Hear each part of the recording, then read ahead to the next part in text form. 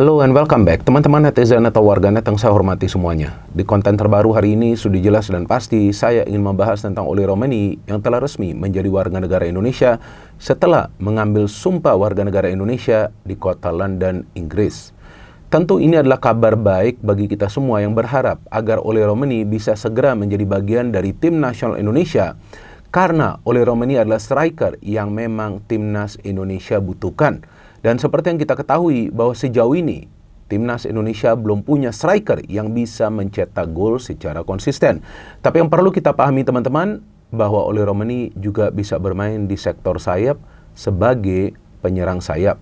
Jadi bukan tidak mungkin nanti dia juga akan dipasang sebagai salah satu penyerang sayap jika memang formasi yang dipilih nanti adalah formasi 3-4-3 atau mungkin 3-4-1-2.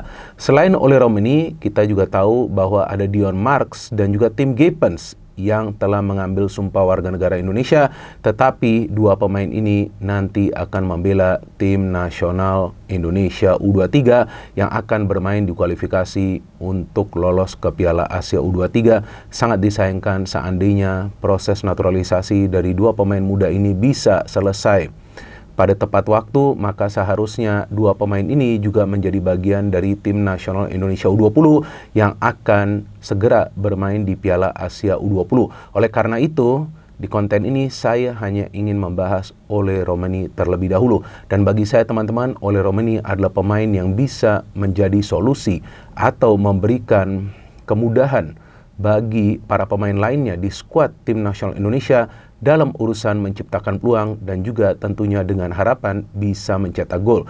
Tapi yang perlu kita pahami bahwa Oli Romeni nanti akan diberikan peran bukan saja untuk mencetak gol, tapi juga untuk membuka ruang.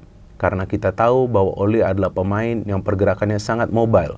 Artinya dia adalah pemain yang bisa bergerak dari sektor sayap atau juga masuk ke tengah. Nah, pemain seperti inilah yang sebetulnya dibutuhkan timnas Indonesia, karena kita tahu yang dibutuhkan adalah kolektivitas di antara para pemain. Tetapi yang perlu kita pahami juga bahwa permainan dari timnas Indonesia harus kreatif mulai dari lini tengah. Karena bagi seorang striker untuk membuka ruang, apalagi untuk mencetak gol, dia butuh yang namanya suplai bola. Jadi yang saya perhatikan teman-teman, permainan dari timnas Indonesia dalam beberapa pertandingan terakhir di babak kualifikasi Piala Dunia tahun 2026 zona Asia round 3 adalah kesulitan bagi para pemain timnas Indonesia untuk bisa create chances.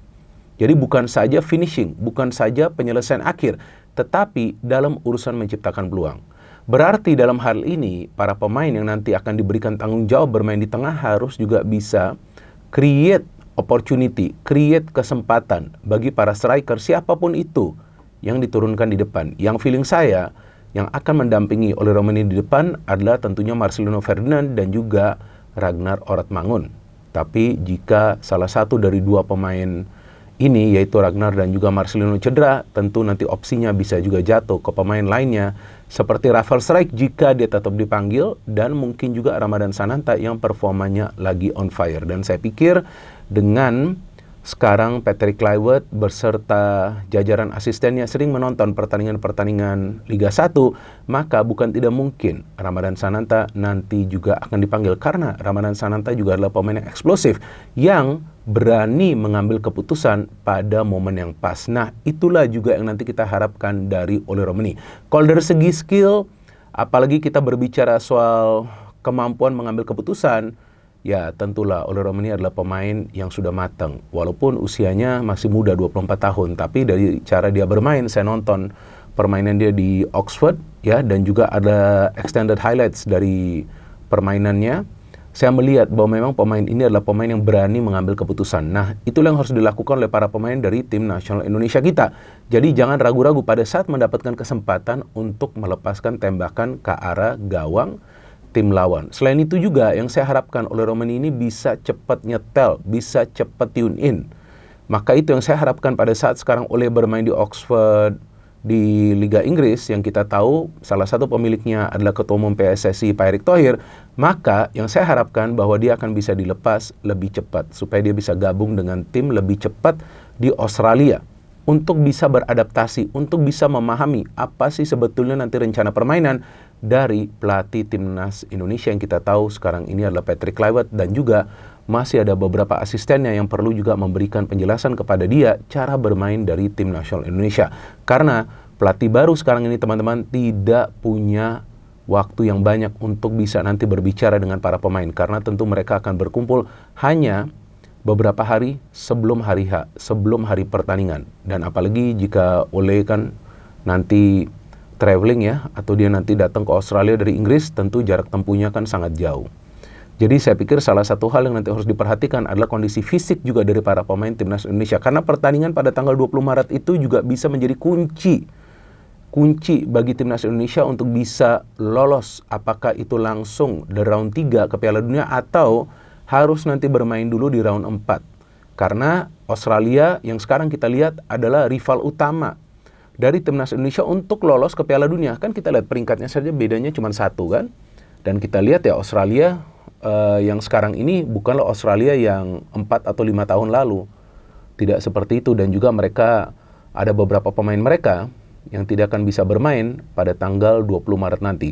Tapi yang menarik kan kita tunggu nanti bagaimana caranya Ole Roman ini bisa beradaptasi. Nah, artinya dalam hal ini juga yang harus berperan adalah rekan-rekan yang lain yang bisa memberikan dia pemahaman tentang bagaimana sebelumnya dan sekarang timnas Indonesia akan bermain, dan bagaimana kekuatan dari tim lawan yang akan dihadapi.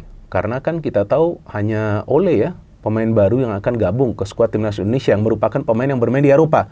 Kalau yang lain-lain kan kita tahu sudah lama bergabung. Dan dengan hadirnya Ole, nah inilah yang akan menambah persaingan di lini depan. Dan walaupun Ole ini memang baru saja dinaturalisasi dan baru saja menjadi warga negara Indonesia, yang saya harapkan juga pelatih timnas Indonesia Patrick Kluivert juga bisa fair, bisa adil melihat apakah Ole ini siap atau tidak untuk tampil di pertandingan pada tanggal 20 Maret nanti. Jadi jangan sampai hanya karena Ole ini baru saja mendapatkan warga negara Indonesia, kemudian dia harus bermain pada tanggal 20 Maret nanti. Enggak, harus dilihat juga kesiapan fisiknya.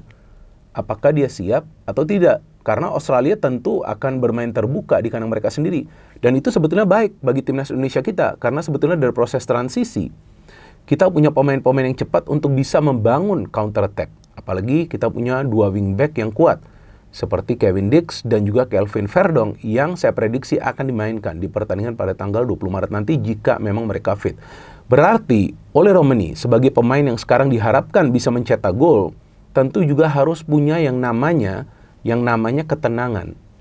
Jangan sampai dia bermain under pressure. Jangan sampai dia bermain seolah-olah ini adalah pertandingan terakhirnya. Dia harus bermain seolah-olah dia memang adalah pemain yang bisa menyatu dengan rekan-rekan yang lain, dan juga yang paling penting bagaimana caranya dia bisa membangun chemistry secara cepat. Dan itu tentu tidak mudah bagi Ole Romani. Maka itu seperti yang tadi saya katakan, peran dari pelatih sangat dibutuhkan.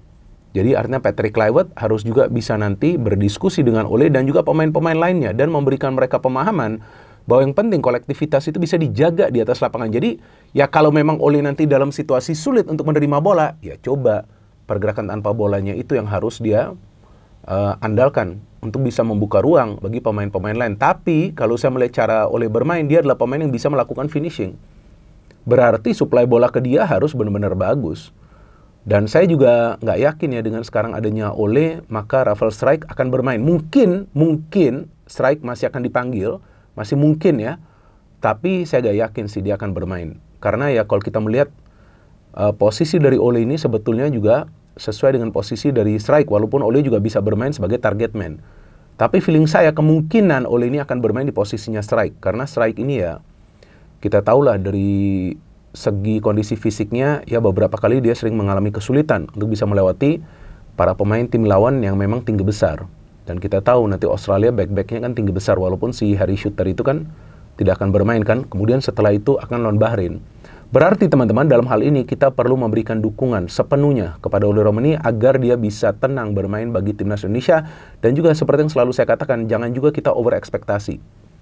Jadi dalam hal ini juga saya tidak over expect bahwa kemudian Ole akan langsung mencetak gol. Saya harapkan dia bisa mencetak gol, tapi saya tidak akan menuntut agar dia harus mencetak gol, enggak. Yang penting dia bisa bermain dengan cara yang benar, dengan mengikuti rencana permainan dari sang pelatih. Dan juga nanti kita tunggu siapa pelatih fisik dari timnas Indonesia, karena kabarnya nanti kan akan ada asisten pelatih yang juga menjadi pelatih fisik. Karena pelatih fisik itu nanti yang bertanggung jawab untuk bisa menyiapkan para pemain dengan kondisi fisik 110%, tambahkanlah 10% lagi, agar mereka siap bertarung. Jadi teman-teman, jujur nih ya, saya sangat senang dengan sekarang Oli Romani bergabung dengan Timnas Indonesia, karena seperti yang saya katakan berkali-kali, saya ini orangnya konsisten dan juga konsekuen.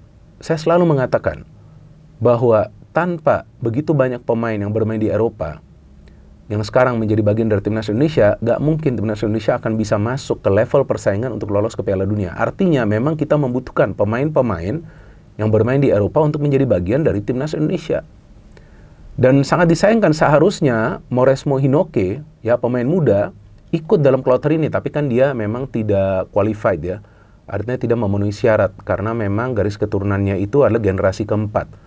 Jadi sangat disayangkan jika tadinya Hinoke masuk, ya bukan untuk timnas senior, tapi untuk timnas Indonesia U20. Sangat disayangkan, tapi saya juga harapkan nanti Dion Marks dan juga tim Gepens ya bisa juga nanti cepat nyetel. Dan ya saya gak tahu apakah nanti mereka ikut gak ya ke China. Kayaknya mereka gak ikut, walaupun mereka gak menjadi bagian dari skuad. Tapi saya harapkan jika mereka gak ikut ke China, mereka nonton lah pertandingan-pertandingan dari timnas Indonesia U20, karena pemain-pemain tersebut juga yang nanti tentunya akan diorbitkan ke Timnas Indonesia U23. Jadi teman-teman, dalam hal ini kita tenang-tenang saja, kita mengikuti proses perkembangan dari timnas kita dan juga dari para pemain kita. Tapi ini lagi-lagi nih saya katakan nih, kita sebagai supporter dari Timnas Indonesia, tugas kita yang utama adalah untuk mendukung, bukan untuk merusak suasana, apalagi merusak mental dari para pemain atau jajaran pelatih dari Tim Nasional Indonesia. Dan memang sih saya sudah tidak sabar untuk tanggal 20 Maret. Tapi mau tidak mau saya harus sabar, karena memang masih lama juga. Tapi yang dalam hal ini, saya juga terus mengikuti perkembangan dari Timnas Indonesia. Dan jika memang nanti akan ada perkembangan lainnya, saya akan memberikan update di channel ini. Dan ya nanti saya juga menunggu siapa pemain-pemain yang akan dipanggil oleh Patrick Kluivert. Apakah Elkan Baggett akan kembali, atau apakah Stefano Lillipali nanti akan dipilih juga oleh Patrick Kluivert. No hate, no politics, only football. Salam sepak bola.